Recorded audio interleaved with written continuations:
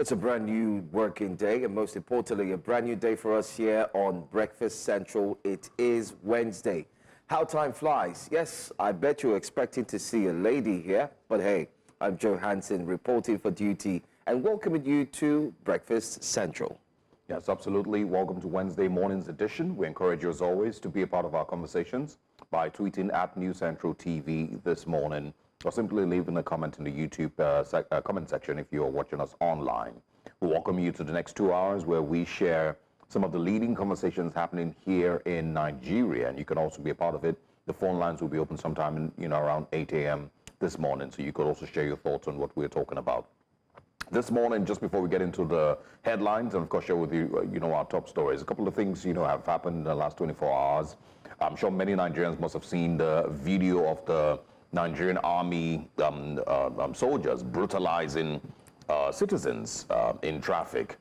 It has gotten a lot of reactions. I've also seen that the army spokespersons, have also ordered an investigation into that incident. But the reactions mostly from Nigerians, have been just, very disappointed with the behavior of our military officers, towards civilians. We understand that these people are human as well, but there's an expected level of decorum and discipline that you would expect from people who have been trained in military. I saw from the video that one of them, according to the reports, was a 2-star general, and so you would expect some level of discipline from these persons. So it's really, really disappointing when you see things like this happen in broad daylight, where soldiers take part in abusing their fellow Nigerians and the people that they should protect. First of all, for the longest time, analysts have continuously said that it is disrespectful and dangerous, the way that we have the Nigerian army take part in security, operations that aren't necessarily their business. The work of the police, you see your soldiers doing it. You even see soldiers guarding expatriates across Nigeria. Men that have been trained to defend the nation being used as guards, for expatriate workers across Nigeria and for high-profile individuals across Nigeria. So, first of all, we have degraded our army to that level. But that's one part of the conversation. Another part is, the reason that we might see these things happen every now and then is because there's not an expected, punishment for these people when it happens. You would not expect, that the last soldier or the last policeman who was found guilty of abusing a civilian was, severely punished and will serve as a deterrent to the next one. And that's why you might see this happen every now and then. And Nigerians would always say that is one of the reasons that they don't, respect the army. In other parts of the world, places that we would love to be like, when you see, soldiers, you hear every now and then, maybe in movies, when people say thank you for your service. And it may be people who served in Vietnam or served in, in wars in the 60s or in the 70s. But even in 2024, they still have a really, really high level of respect, among civilians. And it's mostly because of the way that their countries have treated them and the way that the level of respect that they have also, commanded from citizens. But in Nigeria, it's not the same thing. Now, Nigerians would always say that this is one of the reasons that they don't respect the police or they don't respect the army, because they haven't also lived by example or set certain standards for themselves. They haven't also, found themselves, seemingly worthy of the respect that they should have among civilians. So we're hoping that the Nigerian army takes necessary punitive actions against these soldiers and everyone who is responsible for that very shameful display that we saw yesterday. It's a very shameful one, Zorge, and the comments on social media also proves to that point. But I also think that be it security operatives, be it the Nigerian police force, be it the army, or whichever one, I think it's high time that everyone notices or takes note of the fact that we live in an era where there is social media. We also live in an era where people are more, in quotes, woke, in the English words of the Gen Zs. And we live in a time where people have smartphones. So what was done in the 90s or better still, what was done in the early 2000s, and it seemed like nothing could happen. Now, you do have multiple eyewitnesses who could see. No matter what, I want to believe that one of the tenets of being a soldier is that you must always be in control. You must always be in control. And even if a civilian had done anything wrong, I feel that that was an opportunity for you to show that, listen, we are in control. You might get provoked, but then again, you also have to put your control at the forefront. Social media has been agog with this story, and they've been talking about it seamlessly. Everyone has been pointing fingers here and there. But the good news is, the army itself has put out a statement that they're going to look into that situation, that case, and we hope it's not going to be one of those cases where after they've made mention of going to look into it, they're going to look into it, it's just going to be swept under the carpet. Let's get to see if truly there will be a response to that video. Unfortunately, we do not have that video now, but later on we'll get to also show you that clip. It's not one that you want to watch, and for me, trust me, I wouldn't want to watch that video this morning. Yeah, I mean, I agree. And because it's going to bring something, inside of me as humans. Even when I did watch it yesterday, I turned the sound off completely because it was just too horrendous and too painful to accumulate, to consume rather. But I agree with you, that we're in the age of social media. But the thing that you can clearly see here is that these people don't necessarily care. And the level of abuse on the average Nigerian citizen is not just from the army. It's the way that Nigeria itself as a country treats its citizenry. Nigeria as a country, the Nigerian state doesn't respect the Nigerian citizen or the Nigerian civilian. And that's why you would find these things happen from people who should represent the country, from government officials to the army to the police. They do not respect the average Nigerian citizen, especially when you don't, seem to be you seem to be a high net worth individual. That's, the core reason behind this. And so it's not the last time we're going to see it. I expect that there's, possibly going to be more and more instances. Every now and then we see videos of young, I think they're called cadets, who just graduate from military school. And the very first 2 hours after graduation, they go to the, any expressway in Lagos or Abuja and park their cars on the road and start daring anyone to come out of their cars and challenge them. We've seen those things happen a few times. They just block the whole expressway and tell any civilian to come and challenge them if you know who your father is. And that is the mentality of, I wouldn't group every Nigerian soldier, but it's the mentality that is given to these persons that are supposedly meant to represent the Nigerian state towards the Nigerian civilian. And so, again, it's not going to be the last time we'll see things like this. I expect that there will be more in the near future. Another thing I want to quickly also highlight, and I shared a bit of it yesterday, and it is in response to the number of special advisors and senior special advisors in media and communication and orientation and, all the many words that the president has currently appointed. The same president who has been speaking about Oronsaye reports now currently has special advisors for media and communications in so many regards. There's maybe like 10 or 12 of them that are supposedly speaking, on behalf of the president. I saw an interview with one who was just recently appointed, and he was talking about how he is the senior special assistant or advisor to the president, inside the State House, and then the other person is for outside, State House. And that's what differentiates the both of them, he represents the, communication and media for the president inside State House. Then the other one. So there's an essay to an essay. Yes, essay to an essay. And then one of them is with the Ministry of, Information, so that one represents the same president outside. And so Oronsaye report or no Oronsaye report, we're still seeing a multiplicity of these appointments that make absolutely no sense. And I said it yesterday, that no matter how many people the president appoints and puts as special advisors, on communication, on media and whatnot, what Nigerians would really appreciate is that the president himself can speak with Nigerians. Because the statements that were released, if you remember, in response to former President Olusegun Obasanjo, not very many Nigerians can say that these things came from Mr. President, even if these were his spokespeople, you know, putting out these statements. But many people can't agree that these are the thoughts and the words of Mr. President himself in response to the former president. And so Nigerians would like to hear from the president. Nigerians would like to see Mr. President. I've said this thing for months, that when there's critical issues that bother the Nigerian people on our economy, on our security, on infrastructure, on loans that are being taken, on healthcare, every single detail, that Mr. President himself can address the media, address journalists, and express himself and defend some of his policies and his tactics. These spokespersons aren't who Nigerians necessarily want to hear from. Even if you hire 100 of them, it is the president that Nigerians would love to hear from directly.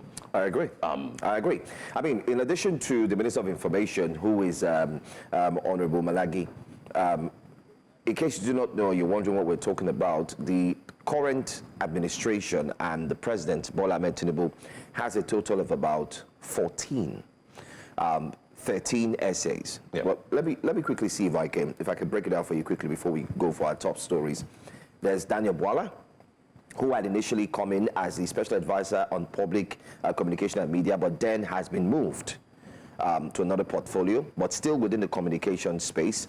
You also have Bayo Nanuga.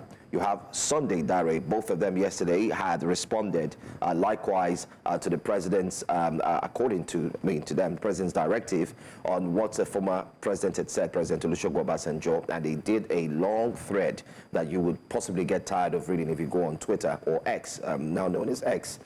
There's Tunde Rahman, Senior Special Assistant to the President. You also have Abdulaziz, that's 5. Ortega Ogara, 6. You have Tope Ajayi, 7. The list goes on. There's one who's very quiet. When he was made a special advisor, a lot of Nigerians thought, okay, fine, but let's get to see what he's really going to do when he gets into that office, because he was one of those who stood behind. I was somewhat seemingly talking against the former administration, and I'm talking about Mr. Fela Durotoye. Yeah. He's also an SA. There's Nosa Asemota, also an SA. There's Frederick Nwabufo, an SA. There's Mrs. Linda Nwabuwa Akibe, also an SA. And then you also have Aliyu Audu. If you put all of this together, you have about a total of 13 essays and 1 Minister of Information, a total of 14. Don't forget that each of these essays would also have their orderlies. Also, they will have essays to the essays. Well, Nigerians, remember that there's also Sunday Dare, the former Minister of Sports. Yes, he's there. I did mention his name as well. Brilliant. Adding all of that together, about a total of 13. You've not mentioned the PAs to the essays, and then the essays to the essays, and then the sub-essays and the orderlies. I think we really need to tighten our belts at this point. Anyway, we'll bring you more stories. We're just opening up on a Wednesday edition of Breakfast Central. Let's check out what our top stories are for today, and our focus, most importantly, for the next 2 hours.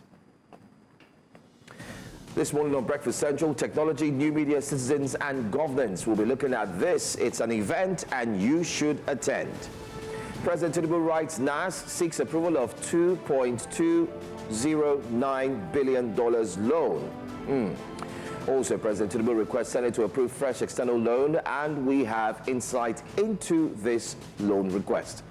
Kwankwaso accuses Lagos of plotting to colonize the north. Another conversation that's worth talking about. We'll dig in.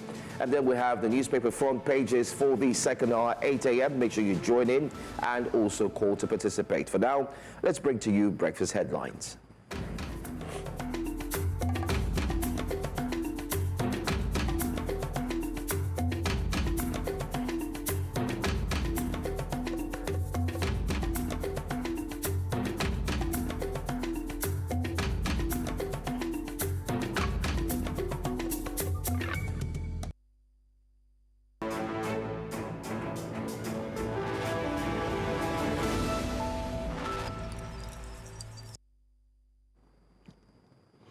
Welcome to Breakfast Headlines. Now let's begin by telling you that a Nigerian military camp was subjected, I beg your pardon, to a major attack by Islamic State fighters in Borno State, resulting in deaths and significant material losses. Military sources said the terrorists attacked the Nigerian army camp in the town of Karito in Borno State on Saturday with various weapons. Although there is no official confirmation of the casualty figures, sources said that about 20 soldiers were killed. The sources added that the violent clashes erupted between the fighters and army forces, including a suicide bomber with a car bomb. The International Monetary Fund, IMF, has rolled out a set of recommendations on how to make the reforms acceptable and supported by citizens. Now, this is against the backdrop of frustrations faced by the general public in Nigeria and some other Sub-Saharan African countries undergoing economic reforms. The IMF, in its latest Regional Economic Outlook for Sub-Saharan Africa report, noted that the countries involved in deep reforms, including Nigeria, Ghana, Ethiopia, and Kenya, may now be experiencing what it called adjustment fatigue, while some are facing civil resistance. And President Bola Tinubu on Tuesday forwarded the medium-term expenditure framework and the fiscal strategy paper to the National Assembly for consideration and approval. Tinubu is also seeking the Senate and House of Representatives' approval for a fresh $2.2 billion loan. The president's request was contained in letters read on the floor of both chambers of the National Assembly on Tuesday.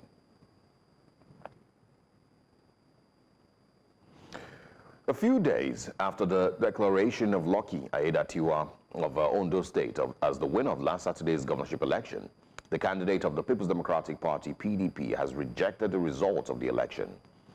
Bola Tinubu, who said he had been studying and examining the election results across the state, disclosed that he would be heading to the tribunal to seek justice. The former deputy governor said he kept silent during the announcement of the results to enable him investigate what he termed contents of criminality prosecuted by both the APC and INEC. Still talking elections, the former governorship candidate of the Ogun State chapter of the People's Democratic Party, Ladi Adibutu, has been released from custody after being invited and interrogated by the Department of State Services. His release was confirmed by his media aide, Afolabi Orekoya. The Ogun State Publicity Secretary of the PDP, Kayode Adebayo, had earlier confirmed Adibutu's arrest by the DSS in Abeokuta, the state capital, on Monday. Adebutu, who contested as the PDP's governorship candidate in Ogun State in 2023, was reportedly invited for questioning in connection with alleged disturbances during the local government elections held last Saturday.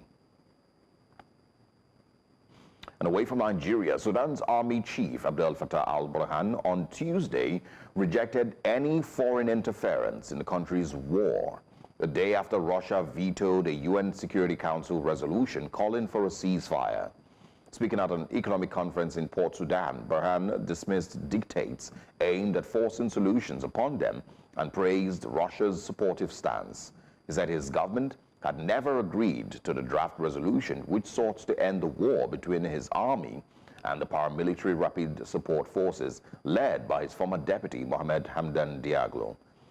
The war, which erupted in April 2023, has killed tens of thousands and uprooted more than 11 million people, creating what the UN has called the world's largest displacement crisis. And that's all on Breakfast Headline. Now, let's head back to Breakfast Central to continue with our top stories. I am Osaogie Ogbonwa.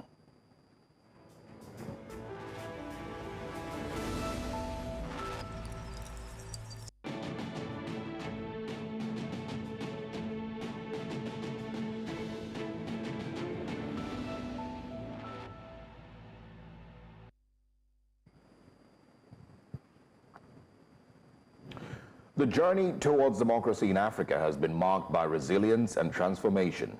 Issues such as election irregularities, limited transparency, and fluctuating political freedoms continue to impact citizens' confidence in governance, particularly in the electoral process. Now, despite these challenges, Africans are increasingly harnessing technology as a tool for political participation, from mobilizing for free and fair elections to advocating for policy reforms.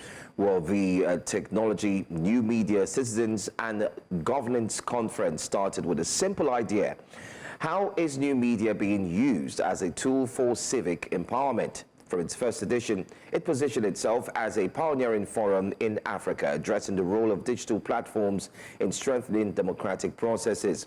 Over the years, the topics have expanded, reflecting shifts in the digital landscape as well. Well, joining us to discuss the 6th edition is Gabriel Okeowo, Country Director, Budget Nigeria. Thank you so much for finding time to join us this morning. Thank you very much for having me on the show. Good morning. Good morning. Well, let's start off by asking, you might want to tell us a bit more on what inspired and has kept TNCG conference going for the past 6 years, if I'm right? Yeah, thank you. And it's such a pleasure to be here and just listening to some of the issues you had started off the breakfast show this morning. It just gives credence to the very essence of this conference. This is a conference that started in 2012, and we must really give credit to Enough is Enough Nigeria, who championed and pioneered this idea. The first edition being done in partnership with Shehu Musayarada Center, and it looked at new media and governance, right? And that is because understanding that our democracy that we have today, we didn't just land here by accident. This has taken us, in Nigeria, for example, we are celebrating 25 years now of unbroken, democracy, and in some other parts of Africa, we have seen democracy also come to stay. And we then, identify that there has been some tool, there has been some factors that contribute to the sustenance and the, evolving of democracy in Africa. And that was where this whole idea started from. And different edition of the idea has then metamorphosed since inception.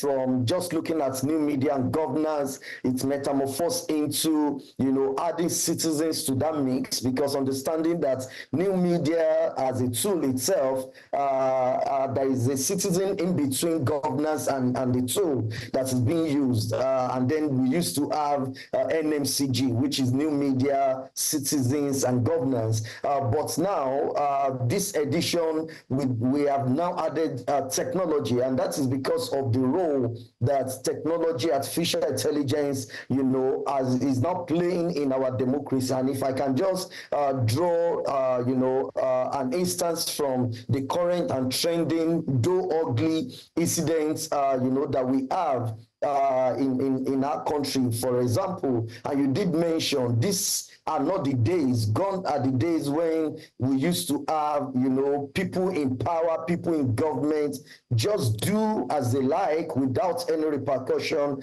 possibly without even anyone knowing. But in the age and time that we live now, technology is now a critical component of political action. Technology is a critical component of our everyday life. Technology is a critical component, of governance. Right, so and we need to approach it as that's what it is. And when you also look at the way election is being carried out, in Africa, not just in Nigeria, you also see that we have come to embrace technology as a tool.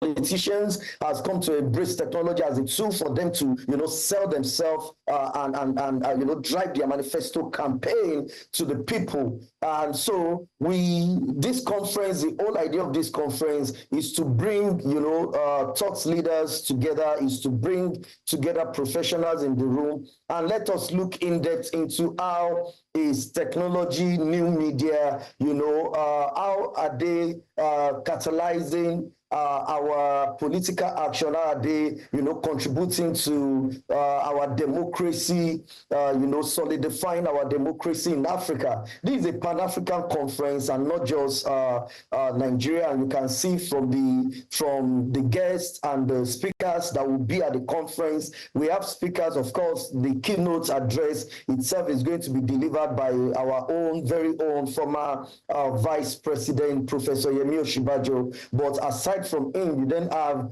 an array of speakers cut across from Africa, from South Africa, from Egypt, from Liberia, from Kenya. We have them cut across so that we can really make this a pan-African conversation, because what we see happening in Nigeria is not peculiar to Nigeria.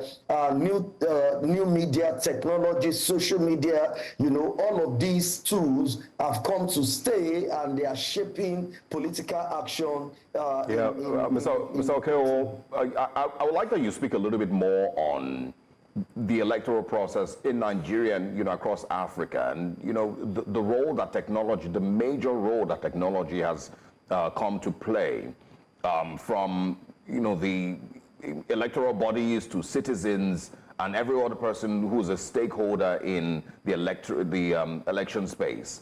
What is the major role, and what change has technology brought?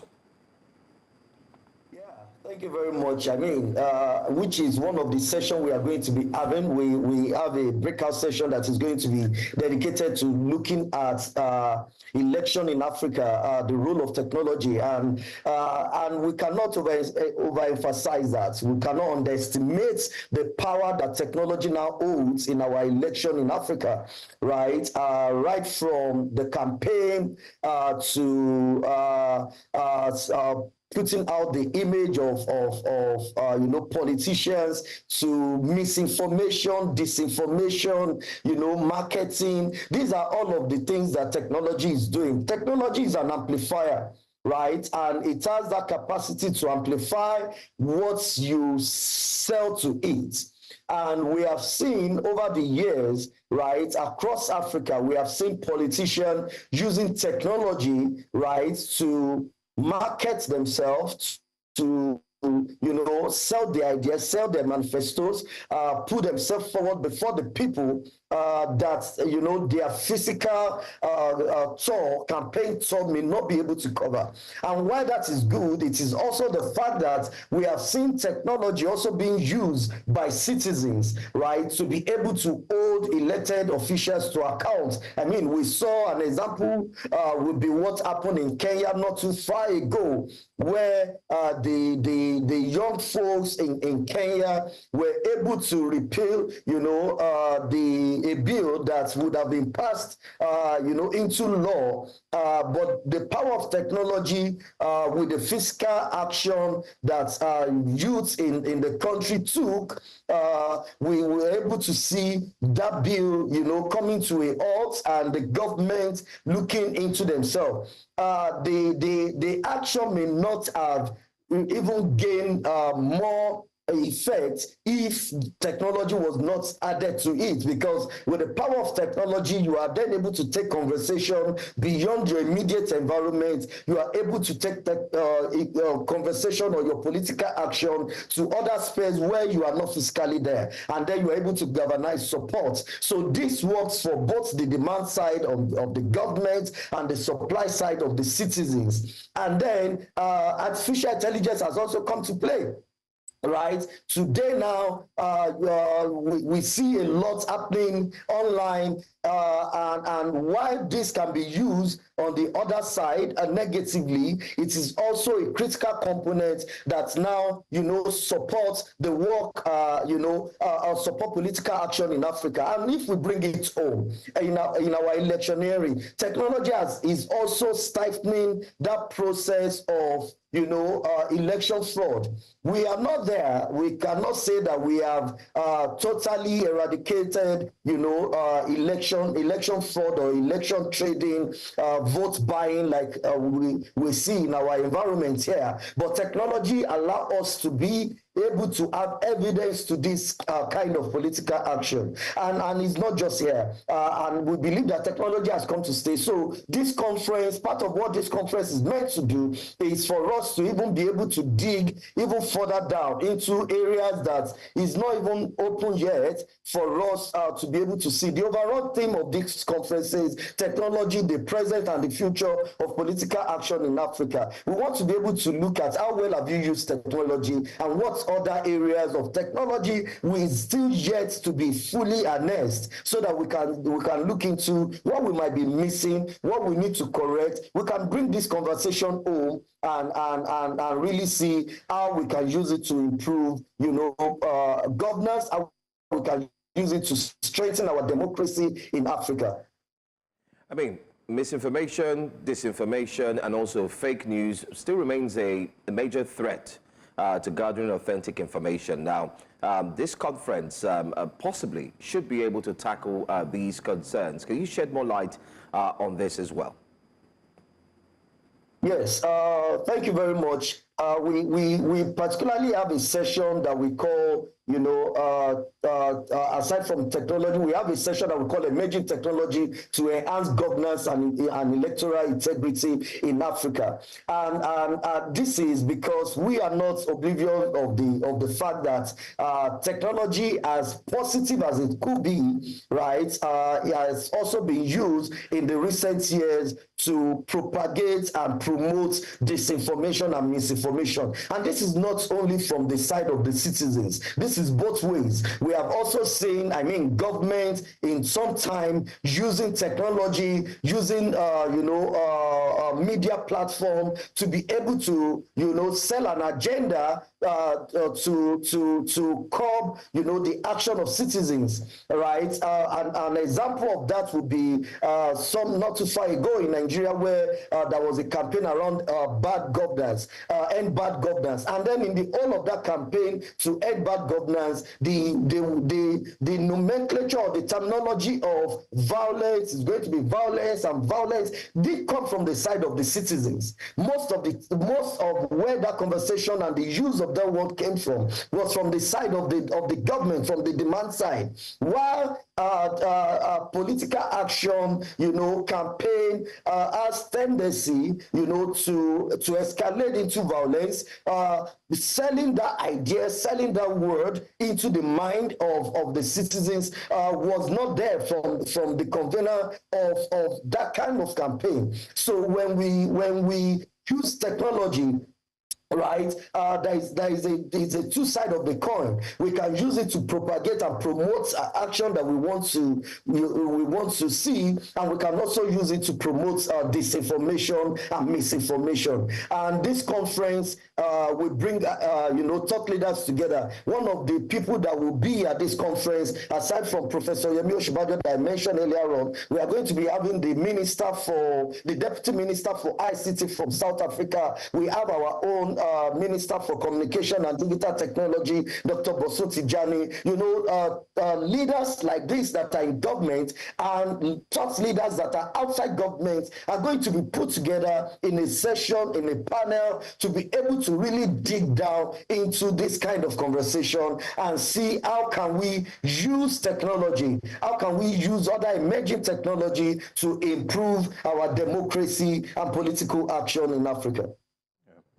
All right. I think we probably also talk about the conference itself. It sounds like it's going to be really, really packed, and there's so much that people can learn. But talk about how people can attend, where exactly it's happening, and how people can get involved with this conference. The conference is happening on the Thursday, 28th of November, 2024, which is just about a week from now, right? The venue is the Ozone, right beside UPS at Badada, Lagos. And the conference starts at 9 a.m. in the morning on Thursday, 28th November. There is a link to register online. So we encourage, citizens, government, private sector, to follow any of our handles, either budget NG or EIE Nigeria. Follow any of our handles on social media platform. You'll be able to see the link to register to be part of this event. It's a full-day event. Original plan is to have it as a 2-day conference, but we have, we have merged the 2 days conference into one full-day conference, and it's going to be fully packed, right? There are different sessions. We have a plenary session. We have 2 breakout sessions. We have a closing plenary, and then we have also other sessions that is dedicated to young folks, particularly in the creative industry, right? Skit makers, artists. They will have opportunity to also be able to pitch their creatives, to sell it into how they can use creatives that we now see all around in media. How can we use it to also improve our political action? How can we use it to strengthen our democracy in Africa? Not just using skits for the comedy purpose of it, but we can also use skits as it has now gained a lot of attention. We can use it as a tool to promote governance and strengthen our democracy. Wonderful. Well, we look forward to that day, and I'm sure that everyone who would join in would definitely benefit a lot. Thank you so much, Gabriel Okeowo, Country Director, Budget Nigeria, for joining us this morning. Thank you very much. All right, away from that, let's move on now to one story that's gotten a lot of Nigerians talking yet again. We did talk about the president when we started the show, but this time it's on a different table. Well, President Bola Tinubu has submitted a request to the House of Representatives seeking the approval to borrow over 1 trillion naira as part of the 2024 Appropriation Act. The president's request was delivered to the House in 3 separate letters, where he also urged the lawmakers to consider the passage of the 2025 to 2027 medium-term expenditure framework, the fiscal strategy paper, and the amendment of the bill for the establishment of the National Social Investment Program. Well, a correspondent, Edog Joseph, has been and definitely followed this story in this report. Take a look.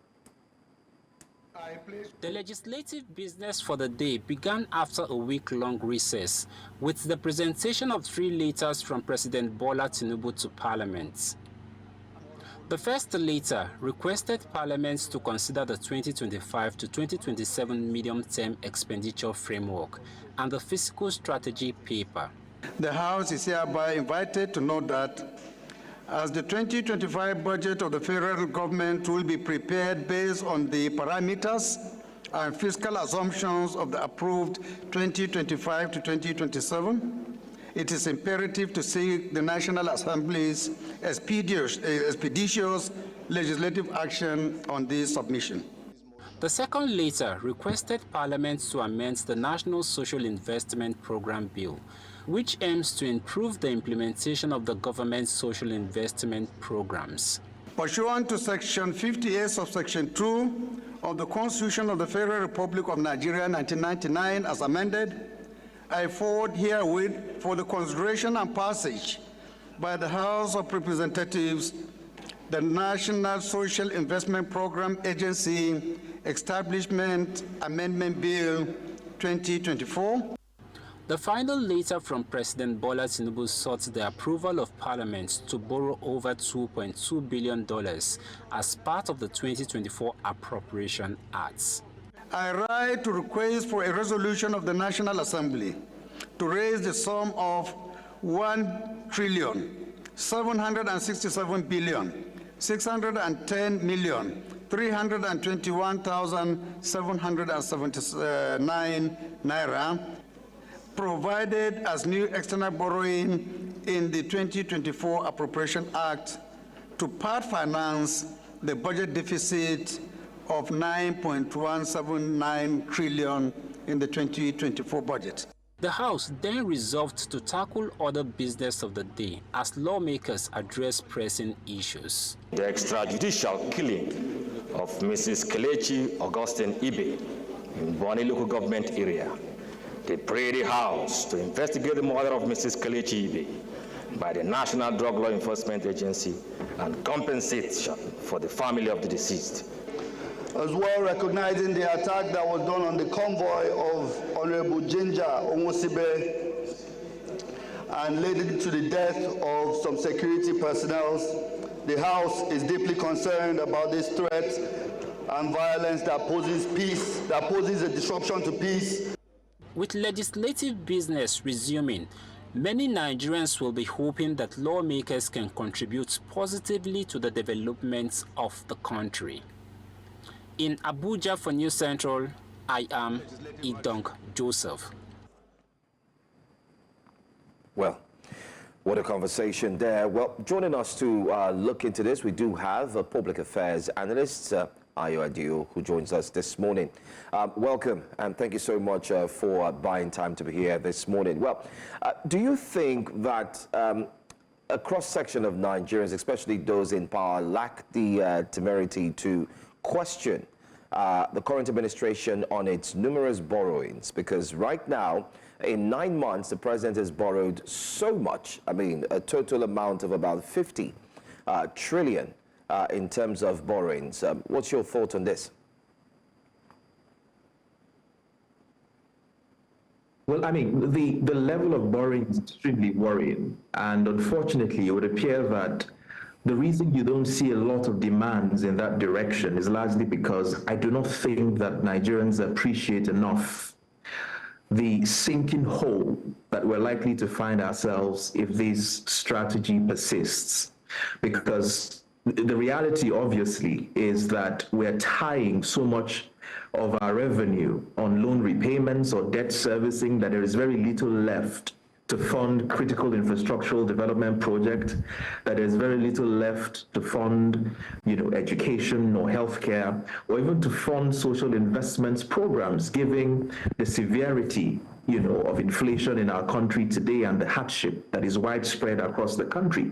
The reason why you're not able to fund as many social investment programs as the government itself had alluded to is largely because a lot of our funds, a lot of our revenue is essentially tied to debt servicing and loan repayments. And that puts us in a very, very terrible fiscal state and leaves us with very little room for maneuver in terms of socioeconomic development. So I do think that while many Nigerians might not appreciate the level of damage that this is doing to our economy, you would expect that opposition politicians in the National Assembly should be able to stand up to resist these kinds of borrowings. Because, you see, the truth is, the problem is not so much the borrowing, it's what the borrowing is spent on.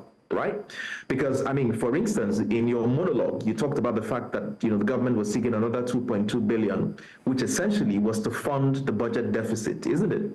So what we're doing essentially is to borrow $2.2 billion to fund another budget deficit, which is obviously consumption and recurrent expenditure. And it means that that 2.2 billion is essentially not going to other productive sectors of the economy.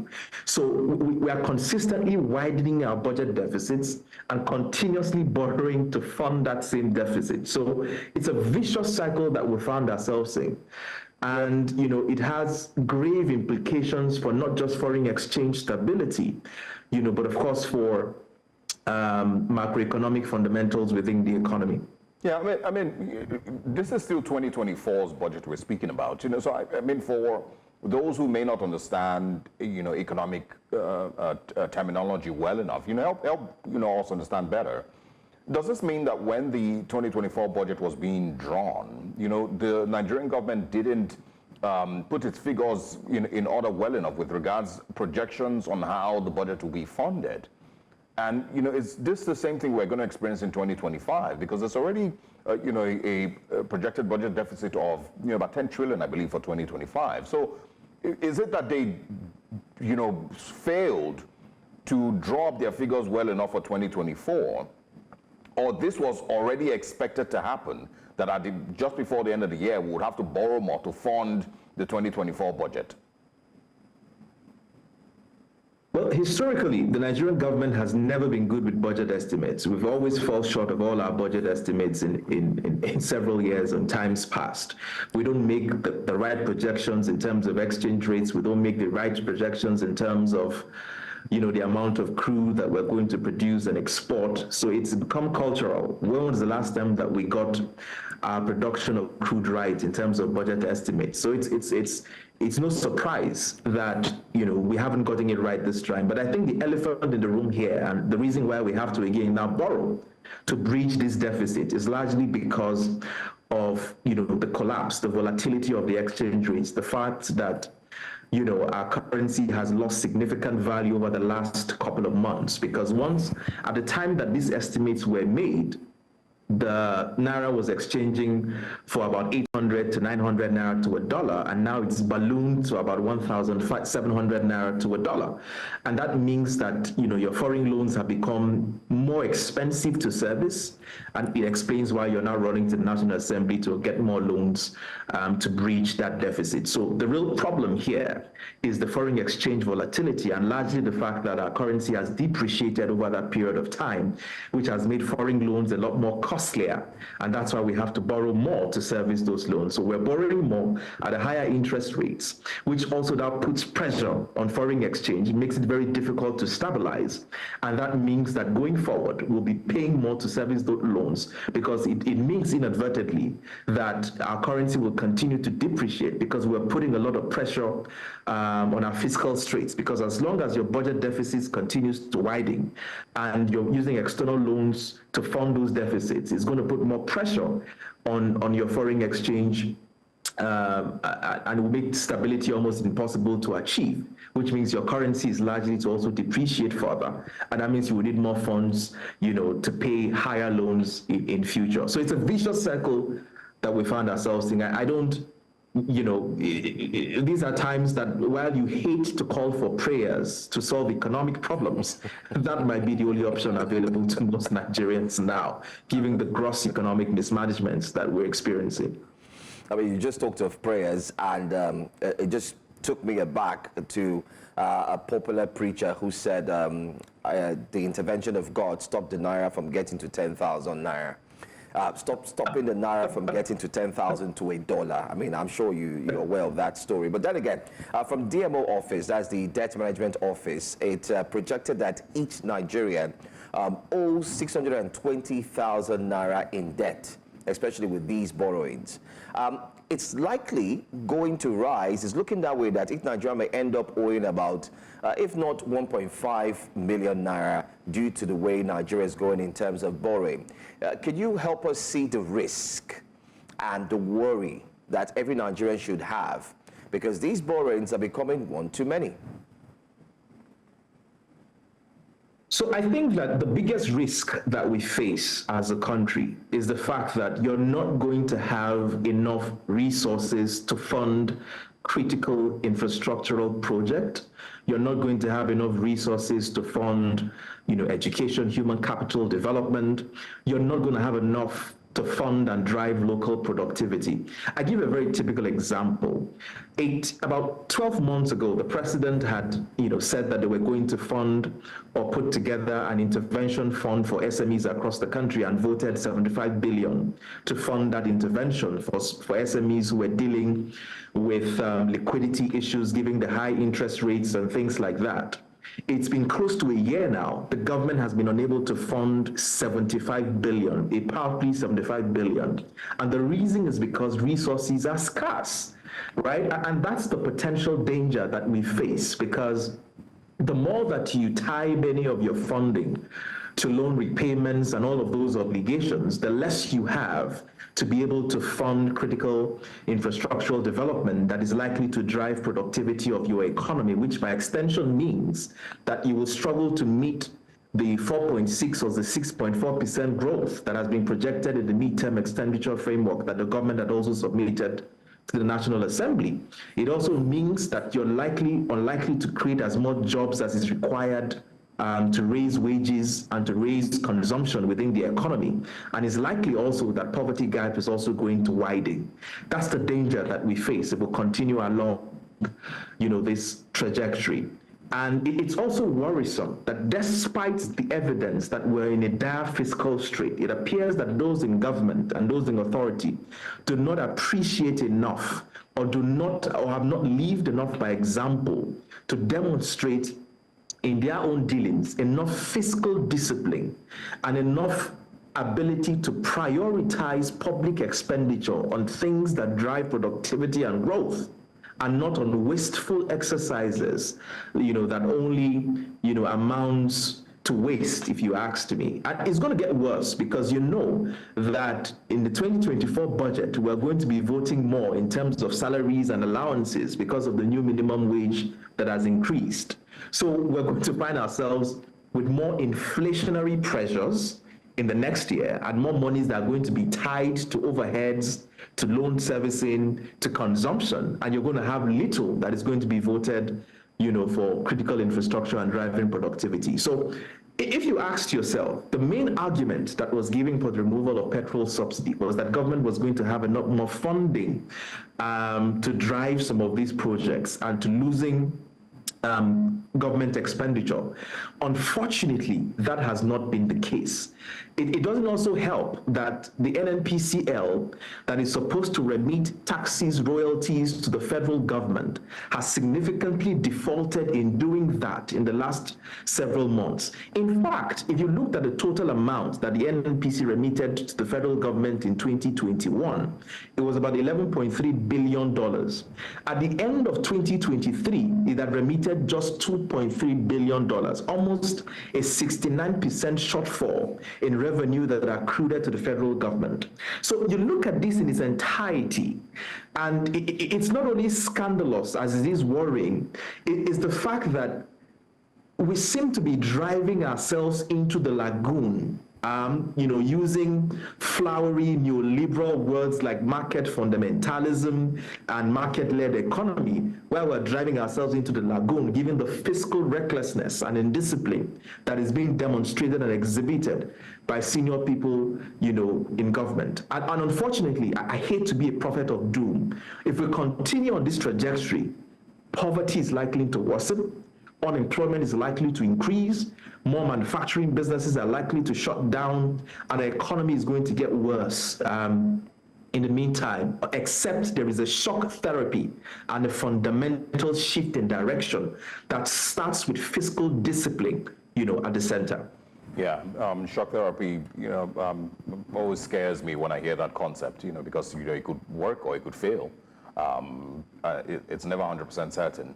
But I want to, talk about, first of all, we're not sure where this particular loan is going to be coming from.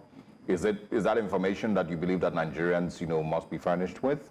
And of course, also, can Nigeria be described as a broke country?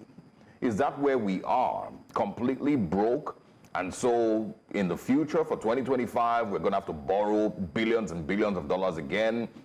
2026, we're going to have to keep borrowing billions and billions of dollars to, pay back loans, to fund deficits, to, carry out capital projects and the likes. Is that what we have to accept as our reality, that we don't have money? We're a broke country. The only thing to do is to continue borrowing. Or is Mr. President just not handling, and not just the president now, the ministries who are responsible, are they just not handling the affairs of the country enough to be able to generate money for Nigeria? For example, the NNPC that you just spoke about, and many other sectors in the country, should they be handled better in order for us to be able to generate more income for Nigeria? Yeah, I think it has to do with both of the things that you have just rightfully and so eloquently identified. That on the one hand, we've not managed our resources enough. We've been wasteful in public expenditure. There's been a lot of corruption in government. And the truth is that we don't have as much money as we claim or that we think we have. Essentially, we're a very poor country. And if you looked at our budget, and you compare that same budget to a country like Kenya or South Africa that have lesser population than we do, you will see that they are spending more per capita income than we are doing in Nigeria. In fact, what am I saying? If you looked at the GDP per capita in comparison to many of these countries, you will see that we're far more poorer. In fact, as we speak today, even Zambia, in terms of GDP per capita, is doing a lot better than we're doing. So we're in a very dire strait. We're a very poor country. Our budget size today that is 49 trillion, if I'm correct, is smaller than what was budgeted in 2014, about a decade ago in dollar terms. So we're getting poorer as a country. And so there's no case to make that we're as rich as we thought that we were in the height of the oil boom in the 1970s. I think we must face reality that we're a very broke and poor country, and we must be a lot more frugal with the resources that we have.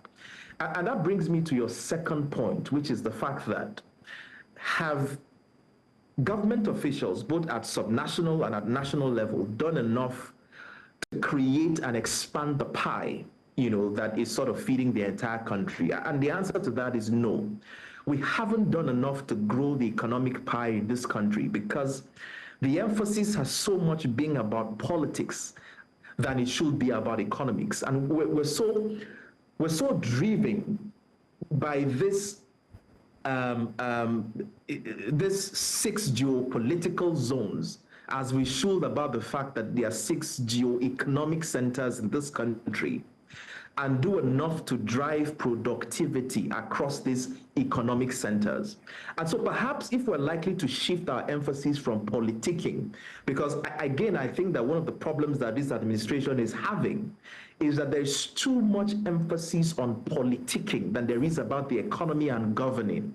And that seems to be a fundamental problem in several years at the highest level of government. So in simple terms, we have to be a lot more frugal with the resources that we have. We also have to be a lot more imaginative, and this is not just from the executive, but also from the legislative. Because perhaps the National Assembly in Nigeria is perhaps the only legislative branch in the world who thinks that their only business is just to approve what comes from the president and just to perform some sort of oversight when MDAs are presenting their budgets to the National Assembly. They do not see their role in terms of providing inputs into budgets, in terms of pursuing legislative policies that add value into economic growth. They don't seem to see their role in those very strategic places that will have enormous impact on the economy. And the National Assembly and State Houses of Assemblies have to be a lot more imaginative and use the legislative framework to also expand the national pie.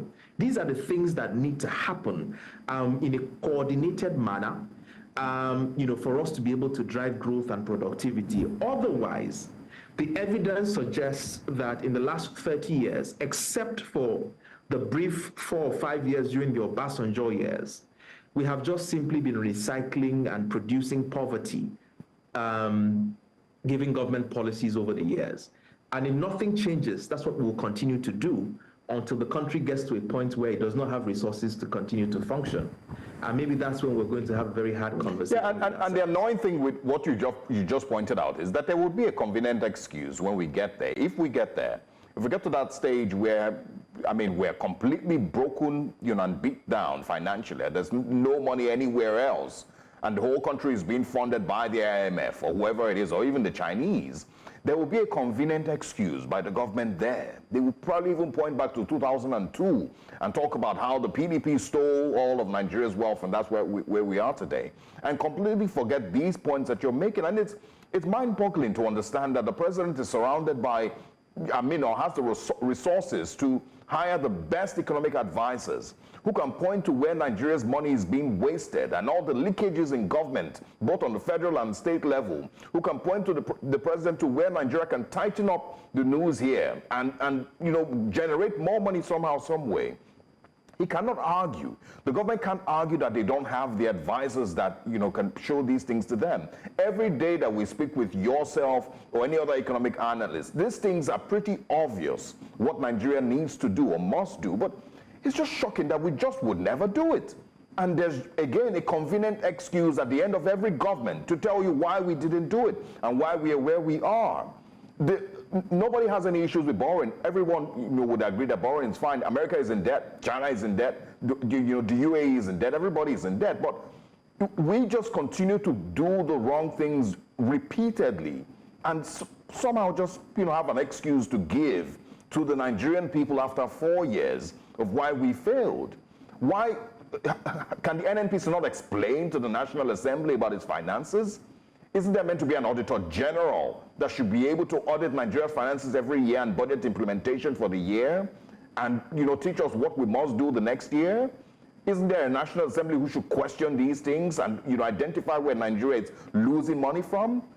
Customs, immigration, there's just too many questions to ask. But again, there will be a convenient excuse in 2027 as to why, we failed again.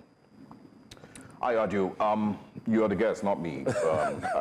I'm frustrated. As a Nigerian, I'm completely frustrated, mostly because I know that we know. I think that the problem here, the problem is that there is no incentive to deliver economic growth for most politicians. The Nigerian politician is the most comfortable politician in the entire world. There are no consequences for incompetence.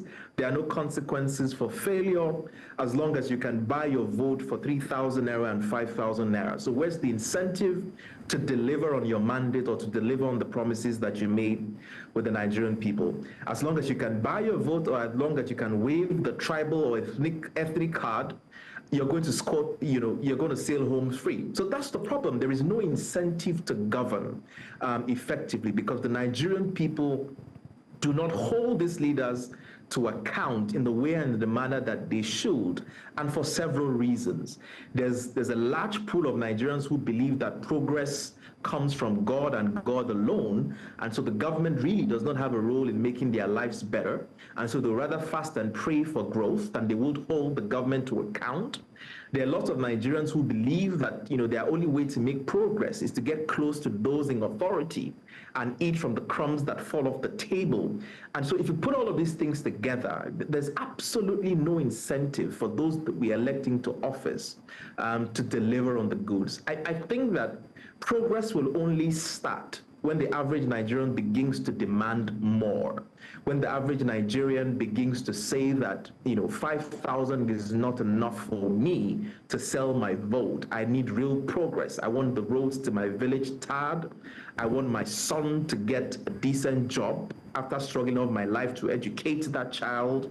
That's the only way that we're going to make progress. But as long as you have a situation where, every community is going to run to their senator to pay hospital bills, to pay burial arrangements, and to worship the elected officials, we're not going to make progress. They're simply just going to go to Abuja to do things that advance their narrow interests at the expense of millions of Nigerians, as they're currently doing, and we're not going to make collective progress as a country. So I hope that if there's one message for the Nigerian people today, is that we have to go back to have some sense of self-worth and self-dignity.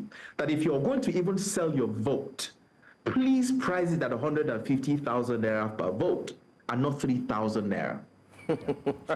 Well, let's hope, because we did see that the prices were indeed fluctuating, vote trading. Thank you so much, Ayadio, for joining us this morning, and we truly look forward to speak with you again. And that's all we have so far for the first hour. But before we move to the second, let's bring you a quick recap in case you just tuned in and see what we've talked about so far. We've looked at shaping the future of digital economy in Africa. The event is set to hold.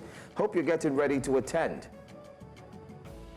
President Tinubu writes, NAS seeks approval of $2.209 billion loan. We just talked about that. And in that package, you saw where President Tinubu's request to the Senate is indeed one that has generated a lot of conversation. But coming up next in the second hour, Kwankwaso accuses Lagos of plotting to colonize the north. We'll also bring you the newspaper front pages, the major stories making headlines across Nigeria this morning, and also be asking, which way Nigeria?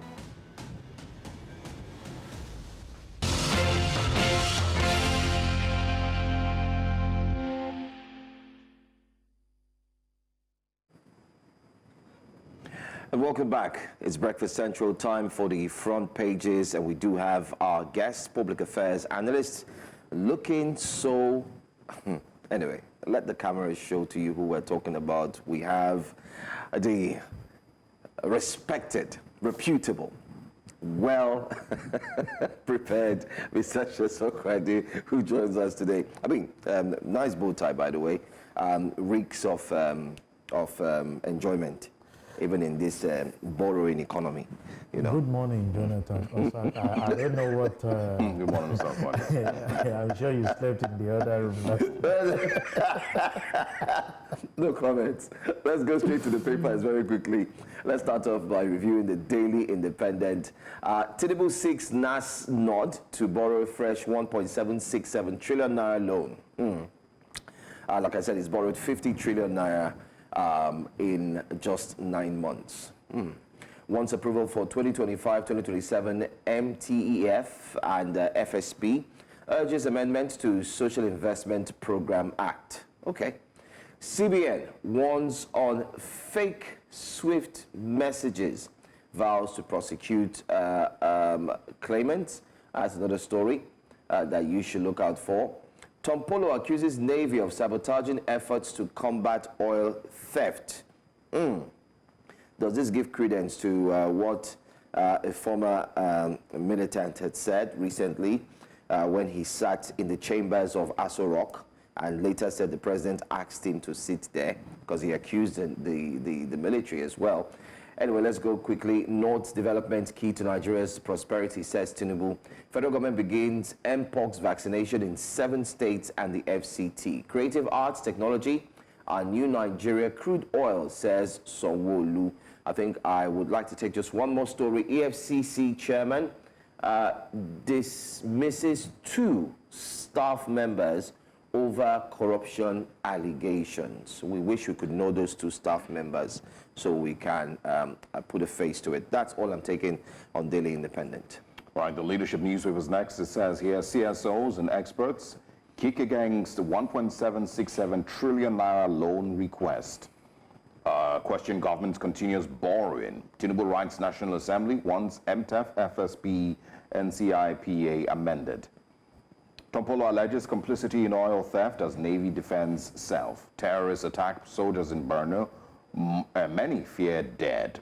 You can also find here senators, rather Shatiban senators, pay tributes to late Ifeanyi Ubah. I saw also someone, I'm not sure who exactly, but making a request that his wife replaces him in the National Assembly now that he's passed. It was a plea to support his wife to replace him. In Nigeria. Yeah. 95 million Nigerians lack access to sanitation services, says UNICEF. And also, we are losing husbands to cult killings in Ondo State, Edo women. Those are the stories on the leadership newspapers this morning. All right, let's take one more. We do have next paper here. It's got to do with the Punch, and it says, Damagun to remain chair as NWC state chairman meet. Pro-Wike governors insist on keeping Damagun till October 2025 as NEC meeting tops agenda. APC PDP governors disagree over oil revenue sharing. Okay. Dangote refinery begins petrol exports to West African nations. That's good for him. AG uncovers, I saw this on Twitter and I thought it was just a rumor, but AG uncovers 4.6 billion naira unapproved spending in Umahi's ministry. Same David Umahi, 4.6 billion. Well, tribute to Senate holds valedictory session for late Uba. Ajayi heads to court as Aida Tiwa gets certificate of return. 4 UK-based Nigerian students jailed over street fight. They've started again. Remember what happened in Dubai. And finally, agents petition NCAA as foreign airlines sell tickets in dollars. Let's go to you, Sheso, as we touch base on some of these stories. What would you like to talk on first? Would you like to look at the uncovering of 4.6 billion naira from the Ministry of Works, ministry that we expected that such would not take place? Jonathan, you see, it's no story. Discussing it is like, what exactly are we to discuss? A lot of this has been happening, and it's part of what we're saying behind the scene before we came on air. when there are no punishment for wrongdoing, all you're doing is that wrongdoing is the right that is expected of that person. We've heard of several, misappropriation, several mismanagement of funds, several diversion of funds by some of the people at the helm of affairs. And the anti-graft agency takes forever to actually, carry out the necessary punishment that this set of people deserve. All you're saying is that the people coming behind is to look at the strategy. Okay, this person is able to take 1 billion naira out of it and is able to go away with it and nothing is happening. Sir, how did you do it? So the next person coming will definitely increase his own base of seeing how much he can do. You see, as far as I'm concerned, this is just one ministry. And tomorrow you will come and say, Nigeria, we don't have money. The borrowing that we are all talking about, this is how some of these things are actually going. You see, until we are intentional about monitoring some of the activities that is actually going on and punishing people that are found culpable of some of this misappropriation, mismanagement, and even working against the set rules. Because when if the Accountant General is coming out with that report, you should be able to put names behind it. I saw when you said there are 2 staffs of EFCC. Who are the 2 staffs in question? Because what we've seen is that a lot of people will commit atrocity in a particular place, they will relocate, and that acts that they have inside of them, they will go and increase the bait and do worse than they did initially because there's no punishment to that particular effect. So that's the problem we have faced. I keep telling everyone that cares to listen that as far as this country is concerned, we are blessed. It's just the intentional. And it gives me so much worries when you match the level of misappropriation vis-a-vis the borrowing that we are having as a nation. What is the hope of the unborn children as far as this country is concerned? It's quite worrisome because this will just make the headlines of the paper and nothing will happen. Yeah, I mean, and I agree with, your very first statement, that, one of the main problems with Nigeria's, financial situation is, leakages and theft of our, Nigeria's money that remains unchecked, across different MDAs, all over the country. And, if we can simply just tighten those loopholes, we probably would spend less money and, save a lot more money as a country. That includes, of course, the National Assembly and the different phantom projects, that we see. Constituency projects. All of that, yes. All right. CSO's kick, an expert's rather kick against 1.767 trillion naira loan requests on the leadership newspapers. The question, of course, the government continuous borrowing.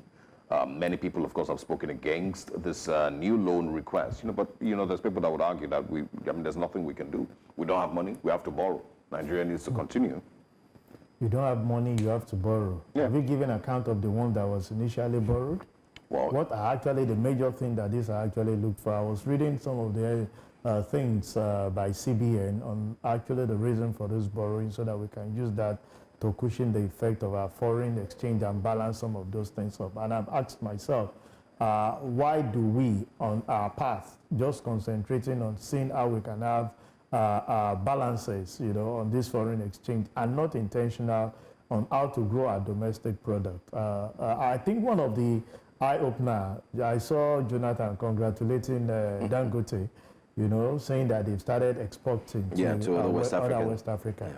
And while we are still struggling to be importing locally, what is the government doing about this? It's a question I asked myself.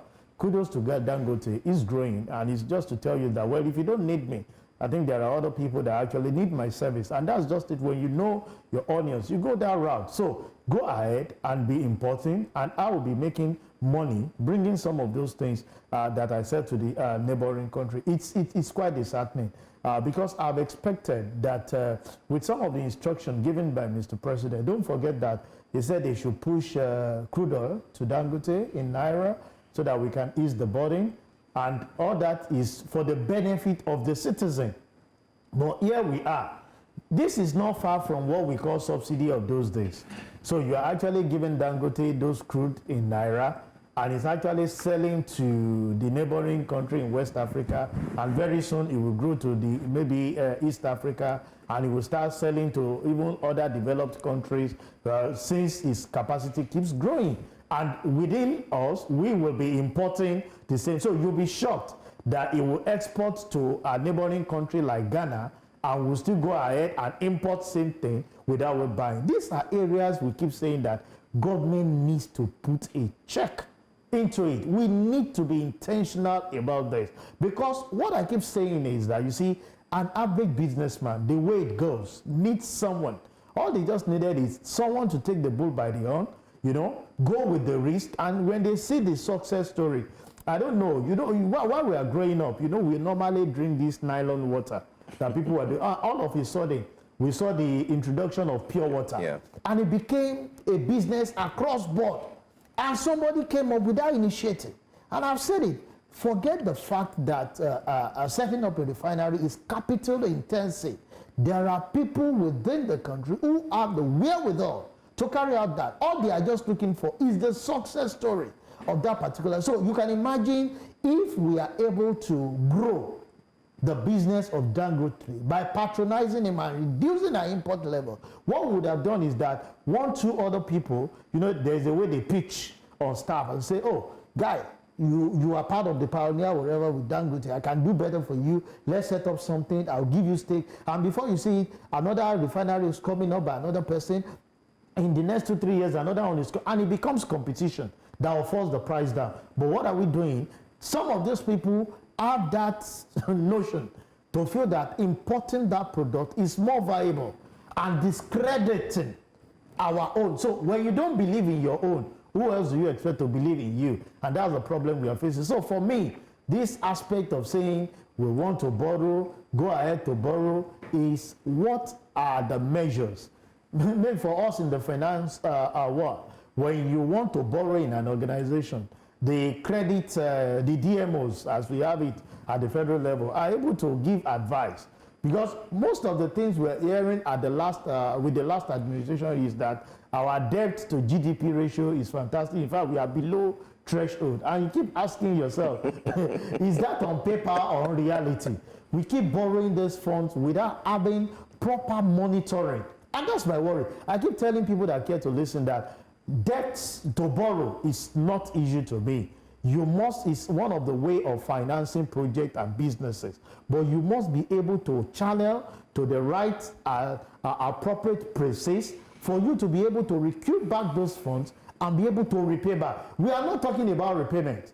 At a time when Obasanjo came, we erased all this debt. Now we are borrowing, and the interest factor at the time we get to the level that it will be much more than the principal that we are talking about. And that's why at the time we're talking of using over 80% of our revenue to be settling debt. And these are the problems that we are actually faced with, which I feel that we need to work on. Yeah, all right. Let's also talk about the PDP crisis. On the Punch this morning, it says Damagum to remain chair as National Working Committee and state chairmen meet. Pro-Wike governors insist on keeping Damagum till October 2025. As NEC meeting tops agenda? Sir, it's their internal issue. Whichever way they want to go. But one thing we keep telling them is that they are opposition and they are supposed to put themselves together in order to check the activities of the current government by giving objective criticism. They are actually entrenched under the Constitution to be able to give perspective on some of the things that they might consider, that the administration is not doing right. This current administration did it years back against PDP. You just need to be objective and criticize so that you can come up maybe one of these days to see yourself coming back to power. But the truth needs to be told. The level at which PDP is actually divided against themselves, it's worrisome for them to put a position together to check the activities of this current administration or the political party that is in power. But what we need them to do, not just them alone, is other political parties coming up to have ideas that they can, suggest, whether they take it or not. It's on paper that these are actually your suggestion, whether you will, because there are times the government can turn deaf ear to your suggestion, but indirectly, in as much as you don't want to be giving credit to somebody, you are adopting that style. But you must put it on record. It's not enough to just go ahead, criticize without providing solution that you consider, because it's expected that if the pendulum has swung the other way around, you should be in power. So what are those ideas that you feel that you need to suggest? So it's not enough to say, no, they are not doing, make those suggestions. It's not compulsory they make use of it, but at least it will be on record that these are part of the suggestion being made by the opposition party to see how the government can move on and the citizen that we are living can be better off for it. I mean, some of these suggestions you talk about have actually been made, and we've seen the responses from the presidency. So it's much more like whenever suggestions are made, it's often at times viewed as being critical. We just saw the recent one Obasanjo just said now. He said, go ahead and sack the INEC boss. Most importantly, the economy is going down, and IMF corroborated that statement he made. But then again, look at the response from the presidency. The body language is... You should expect such a response. As far as I'm concerned, you work in this organization and you are being paid from this organization. So if anybody decides to speak against this organization, you will not just fold your hands and just watch things happening. So those people responding to this are actually fulfilling the obligation that they signed to defend their principle at every point in time, whether right or wrong, and to put things, even when they don't have the right response to it, even to say what you're saying is not correct, it's enough response to it. So, but it's on record. It's on record that somebody is out there saying one or two things and providing solution to it. It is not for you to actually act in line with some of those things, but it will be there. And maybe somebody that is yet to be in place of leadership might have a recourse to that particular suggestion that you have given, and that might just be the change that you will see. So it's not enough when you see the responses from the presidency, the spokesperson, or anybody. Go ahead, make your own suggestion, like we've been saying, across board. Let it be on record, and let's see, because there are times they ignore you at the initial stage, but they go back to the drawing board and see how they can actually utilize some of those things without coming back to you. All you just say is that, this is something that I suggested to this local government. This idea came up, but at that point in time, it's no longer your idea, but at least you'll be proud that things are actually, being done differently from the way it's supposed to be. There's this very interesting story on the Daily Independent that says Tompolo accuses Navy of sabotaging efforts to combat oil theft.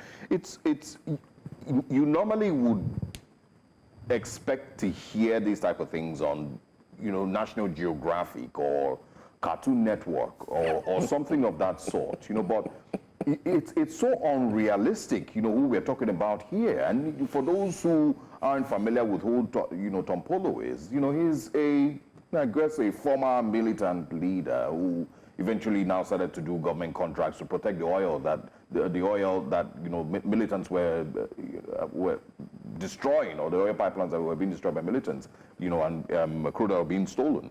He now is doing contracts for the federal government, and now he's accusing the federal government, the Nigerian Navy, of sabotaging efforts to protect oil pipelines and combat oil theft. This is happening at the same time, and that's why I talked about National Geographic. It's happening at the same time that Fiscal Shiyombo is accusing the Nigerian customs of conniving with smugglers to smuggle in millions of kilograms of bags of rice into Nigeria. If you remember, he also shared yesterday, and if you remember, in the last 2 weeks, he's been posting updates on that investigation that he has been carrying out, showing the connivance of the customs and these smugglers. Yesterday, he shared a tweet that the people who leaked information to customs about smugglers, or the work of smugglers, were beaten, up ruthlessly by, I guess, these smugglers. So obviously, somebody within customs allegedly leaked the identity to the people who he, ratted out. So it's a complete mess what's going on in Nigeria. Okay, yes, this is from yesterday.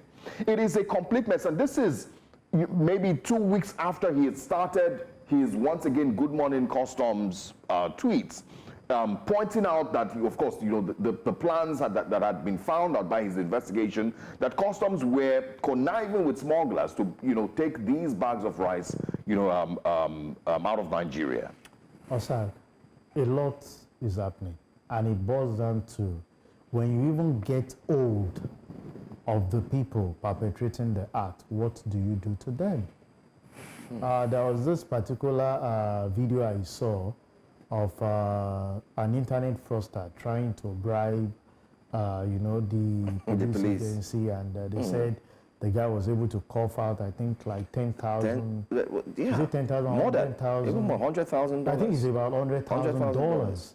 And I asked myself, for you to be able to give all $100,000 as a bribe, you can imagine a lot of, you see, the people that actually refuse that just had to do that. But we can say categorically that across board, there are people that are actually enjoying that largesse.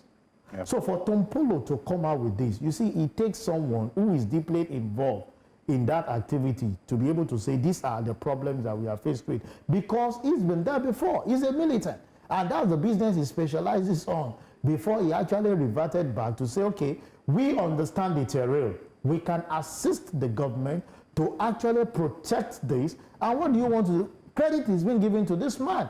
Since he took over, at least we've had increase in our oil production. As again, what we used to have when we have less than 1 million barrels per day, now we are talking of having like 1.4, 1.5, and they are looking at having as close as 1.8. So what do you want? You give credit to him, because what those other parties could not achieve, he has come to achieve it. And he has the, if indeed, I know there will be a counter response from the Nigerian Navy, but the fact remains that he's in that business. He understands it. He has been at the other side, diverting some of those crude, and now he's been given the business to protect it. So as far as I'm concerned, you understand what he's saying, and you know what that is all about. It's about how can we look for ways, see the level at which people are diverting, and the level at which corruption has eaten deep into ministries, agencies, parastatals is huge.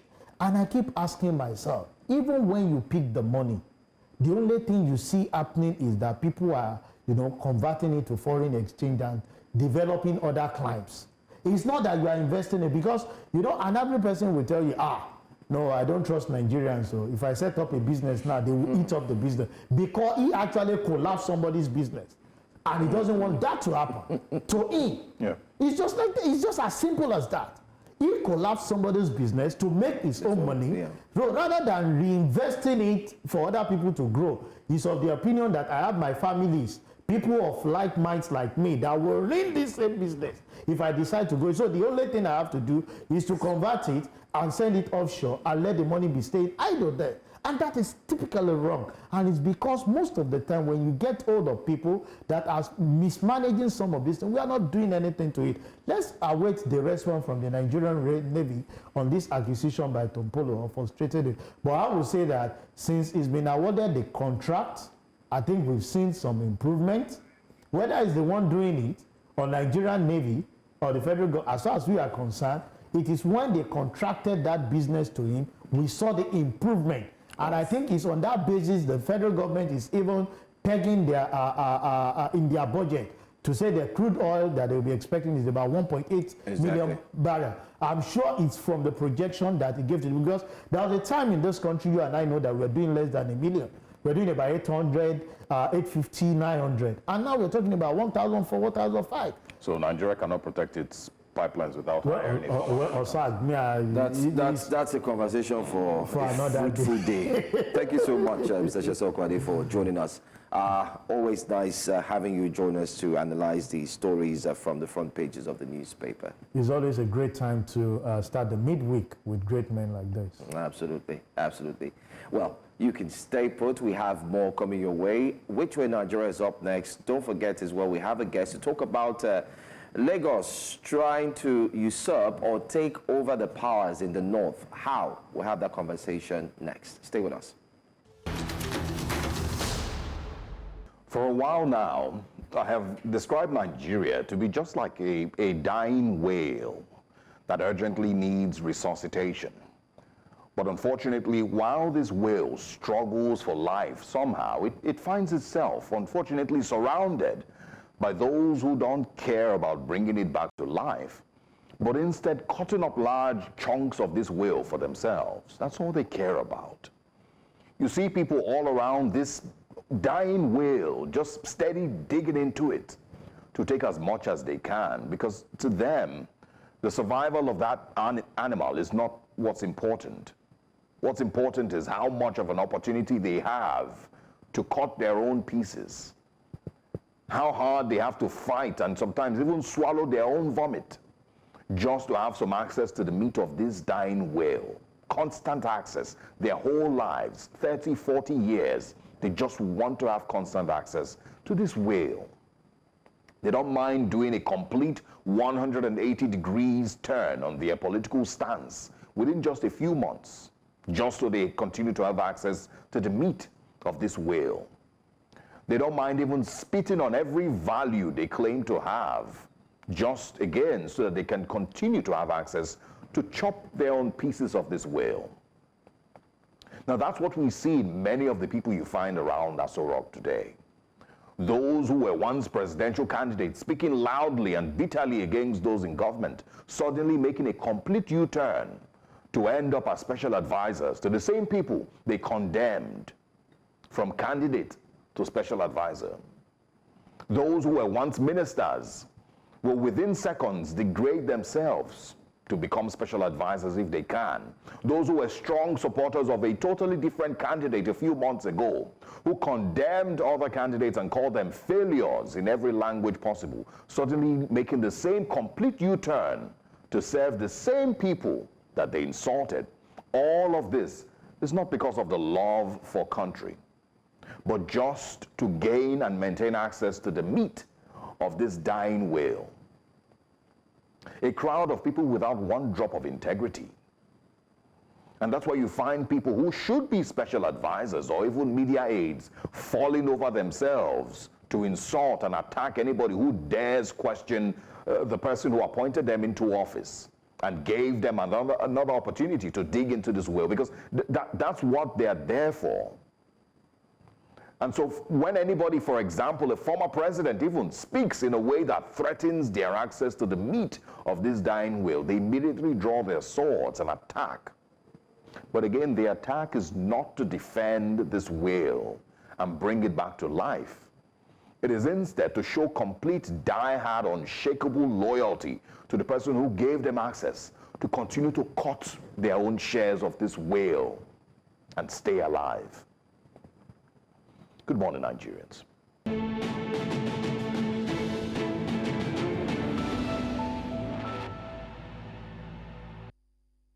Time for our final lap here on Breakfast Central on a Wednesday morning. Senator Rabiu Musa Kwankwaso, the 2023 presidential candidate of the New Nigeria People's Party, has sounded the alarm on what he believes is a deliberate plot by Lagos to marginalize Nigeria's northern region. Now, speaking at Skyline University's convocation ceremony in Cano State, Kwankwaso specifically pointed to Lagos's alleged involvement in the Emirates tussle in Kano, claiming that the city is trying to impose its will on the region. How possible is this? And is there anything that's close to this that ever occurred? Well, joining us to discuss this quickly, we do have the National Publicity Secretary of the NNPP, talking about Mr. Ladipo Johnson, who joins us this morning. Welcome, and thank you for doing this with us. Let's see how quickly we can bring out the facts from this story as soon as possible, because we're pressed for time. Let me start off first by saying, where did the notion, the idea, the conception, the marginalization come from that Lagos is trying to impose its decision on the north? Good morning. Thanks for having me. I think if you're used to the way Senator Kwankwaso speaks, then you know that when he says Lagos, he's referring to the administration of President Bola Tinubu. So that was what he was saying about the fact that there are various issues political issues occurring at the moment, in which have been ascribed to other people who happen to be members of his administration. And he's said nothing, he's done nothing to draw them back in what they've done. And as you said, the distinguished senator, former senator, referred, of course, to the Emirates tussle in Cano.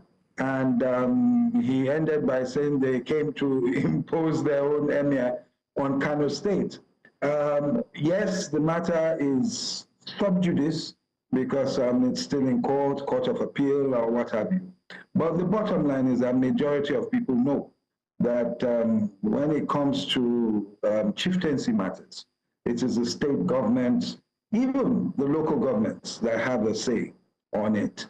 So that is why a lot of people felt that it was baffling, to say the least, that the military and the police would have come to bring Ado Bayero back into Kano and place him in what used to be the Emir's guest house or so. And he's still there today. If you drive around, you'll see that the place has more security coverage, protection than the governor's house. So it could only, who controls the Nigeria police? Who controls the federal agencies? So it's an open secret. On the streets of Kano, they tell you that this is the emir, Sanusi is the emir of the people, and this is the emir of the federal government. You know, so it's very sad, and we hope it will be sorted out soon.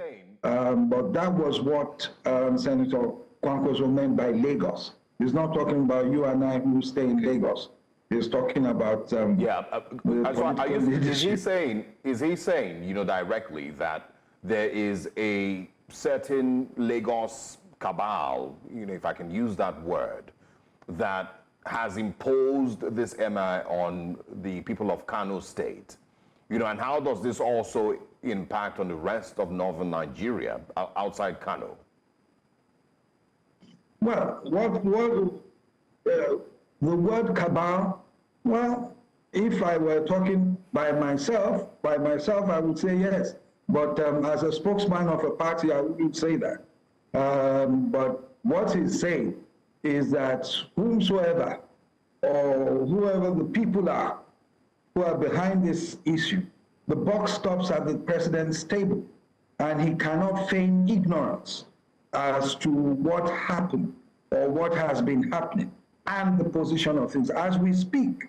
You remember that Senator Kwankwaso's daughter got married last week or so at the weekend, and it was done at the Emir's palace, the main palace, that's Emir Sanusi Lamido. And they've planned another wedding, I think it's coming up this weekend or next one, or sometime during the week, of which the deputy Senate president, two daughters are getting married.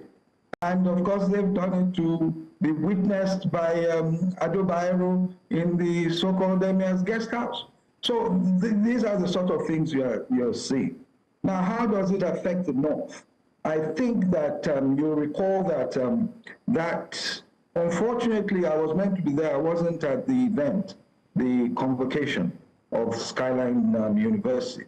I think the conversation went into, I think he mentioned taxation and taxes as well. So there are lots of issues, especially that the North at the moment are talking amongst themselves and saying that, look, the proposed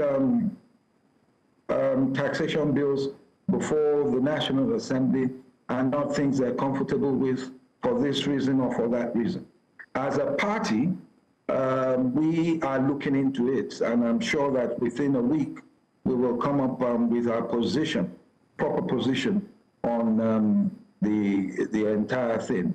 But there are enough people, or lots of people in northern Nigeria, I dare say around the whole country, who want the bills on taxation to be paused so that it could go through thorough scrutiny. You'll recall that I think the economic whatever asked Mr. President to ask them to withdraw the bill for the time being, and they said no, it would go on. So these are the things that it's maybe were lumped. It's maybe because together. of their, their understanding of the, new tax bill, or the way that it has been interpreted to them. Bear in mind that they have members of the National Assembly who, also should have their own understanding. And of course, if these National Assembly members, have no rejection to the bill, then I'm not sure where the issue is coming from. But, I think the general idea that is being painted, because another thing that he mentioned is that businesses in Cano State are being forced to move their headquarters to Lagos, and something of that sort.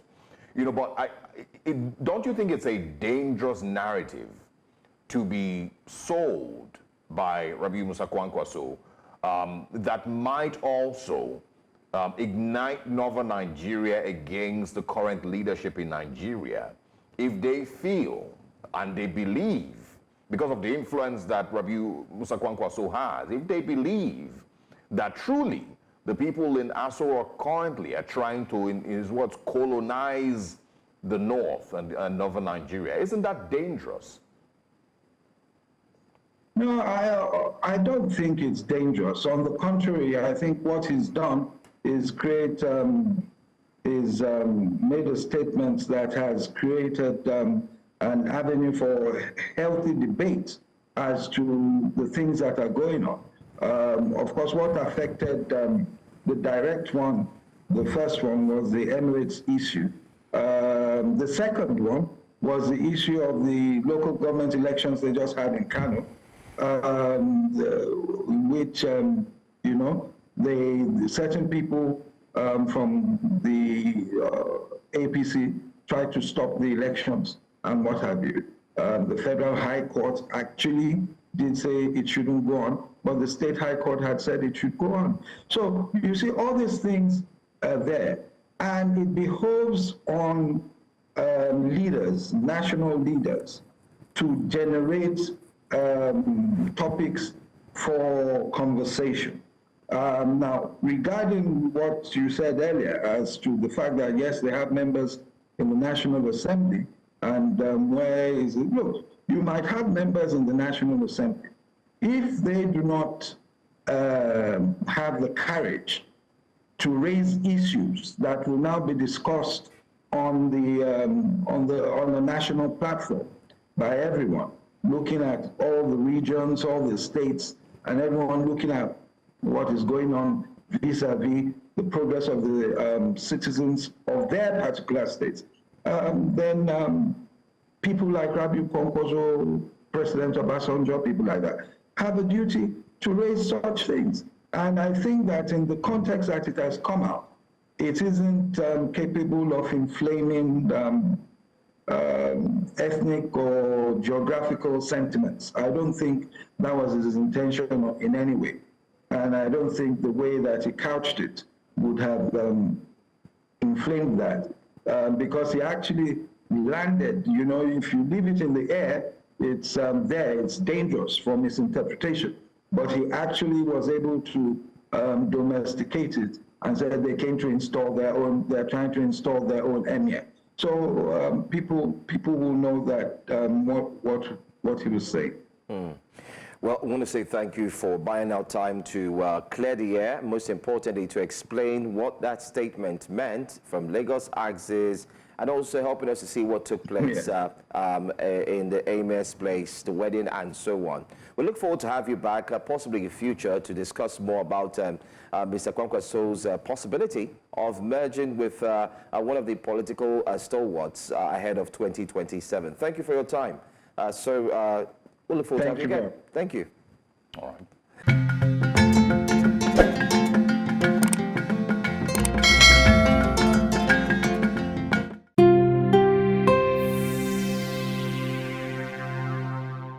conversation still will continue here on News Central. We're just your morning starter, by the way.